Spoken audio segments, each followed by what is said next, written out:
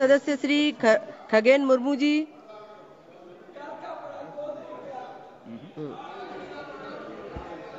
धन्यवाद सभापति महोदया। आज के আমাকে জিরো আওয়ারে বলতে দেওয়ার জন্য আপনাকে অনেক অনেক ধন্যবাদ। আমি এই পবিত্র সদনে এক মর্মান্তিক এবং ভয়ঙ্কর এক ঘটনার কথা এখানে উল্লেখ করতে চাই। মহোদয়া, গত 27 মার্চ পশ্চিম বাংলার মোথাবাড়ি বিধানসভার মোথাবাড়ি গ্রামে ওখানকার কয়েকজন জিহাদি মুসলিম জঙ্গিরা তারা সমস্ত হিন্দুদের সনাতনী ধর্মের মানুষদের তাদের বাড়িতে আক্রমণ করে।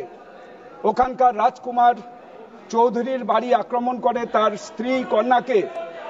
স্ত্রী কন্যার শ্লীলতাহানি করে এবং তারা তাণ্ডব চালায়। সনাতন ধর্মের সমস্ত হিন্দুদের উপরে তারা অত্যাচার চালায় এবং বলতে থাকে সমস্ত মুসলিমরা বেরিয়ে আসুন আর সমস্ত হিন্দু তাদের বাড়িঘর আক্রমণ করো, হিন্দুদের ধরো আর জবাই করো।